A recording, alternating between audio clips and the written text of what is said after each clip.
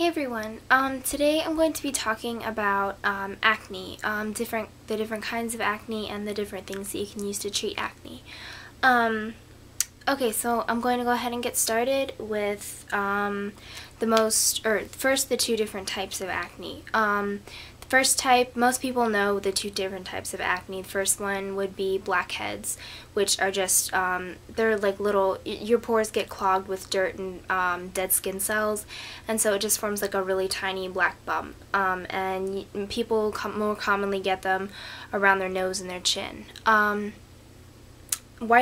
are the other kind, and those tend to occur when you get bacteria in the mix, and then the whitehead is actually the pus that forms, and pus is just kind of like a byproduct of your body's natural defense system. It forms pus as a reaction to infection, so that's kind of what that is. Okay, so the first thing that most people use to treat acne is alcohol. And alcohol is used as a base for a lot of toners. The reason that alcohol is a good thing to use for treating acne is because it kills all the bacteria. However, it can be really drying to your skin, so if you plan on using alcohol as a toner, I would use a really good moisturizer. The one that I use is the Clinique Dramatically Different Moisturizing Gel, and they have two different kinds. They have the lotion and the gel. The gel is just an oil-free version of their lotion.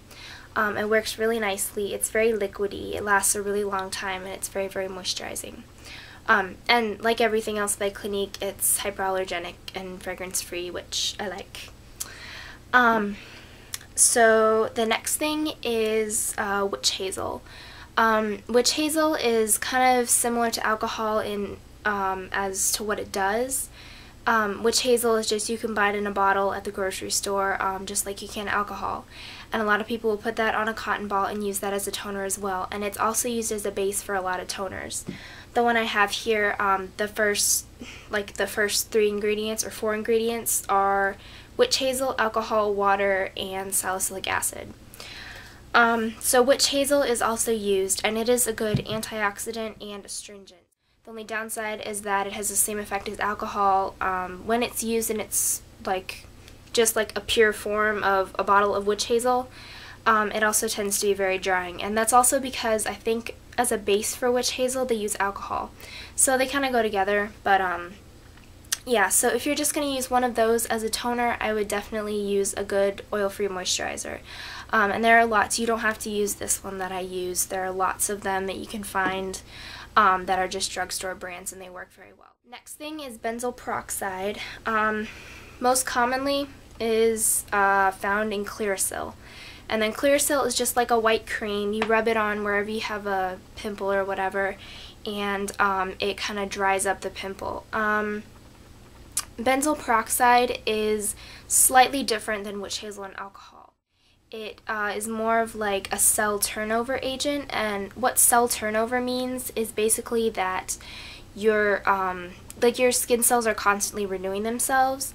So basically that just means that it gets rid of the dead skin cells on the surface of your skin faster. So it basically does that, and that helps get rid of extra dead skin cells on your face, and that leads to less clogged pores, and that is what we want. So the benzoyl peroxide, it acts as a skin cell turnover agent. It's a mouthful. But it also can be a little bit drying, and it tends to be more mild than the next treatment that I'm going to talk about, which is salicylic acid. Clearasil is, it tends to be cheaper, like the benzoyl peroxide, and it more commonly comes in a cream form. The one thing to be careful about when you use benzoyl peroxide products is don't get them on your clothes, because they will bleach your clothes. Like, I have this shirt right here. It was one of my favorite t-shirts. It's very lovely.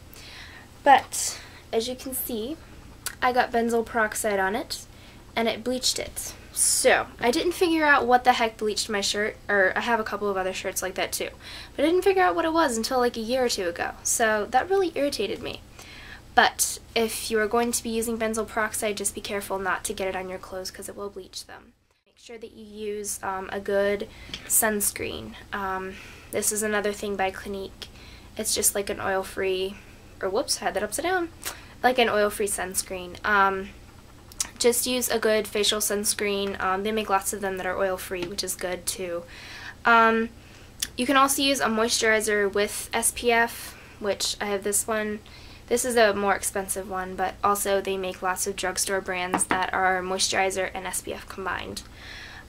So with benzoyl peroxide, if you're going to be wearing it during the day and you have darker skin, just be careful because when sun reacts with the benzoyl peroxide, it can cause even like a skin bleaching, so you can get like hyperpigmentation and stuff, and it just, you don't want to bleach your skin. It's not really good for it. But the last product I'm going to talk about is, I don't have like a tube of it anymore because I stopped using it. Salicylic acid is like probably one of the most effective acne treatments. It's more like aggressive kind of. It's not as mild as benzoyl peroxide. So it works, they use it in chemical peels, but it's also used as like a bleaching agent for teeth whitening and stuff. So it won't bleach your clothes, but you do want to be careful with it because it is stronger, and it's used in a lot of drugstore or department store acne treatment things, and you can find it in face washes and all sorts of things too. It helps get rid of your dead skin cells. It's kind of like a mild chemical exfoliant as well, so it also helps get rid of dead skin cells in that way too. My Clinique toner, this is the one that I use. It has salicylic acid in it, and it works really well. I suggest using toner with a cotton ball instead of like toilet paper or any other kind of like just cotton ball. It seems to work the best because the cotton ball, it's soft enough not to damage your skin, but it also offers a little bit of like exfoliation. Okay, last thing, or well, not the last thing I'm going to talk about, but another thing that is good for acne treatment is you can use this mask. It's like a clay mask. It's like a kaolin clay. Kaolin, put the word right here because I don't know if I'm pronouncing it right. But basically what it does is it shrinks your pores and it absorbs excess oil.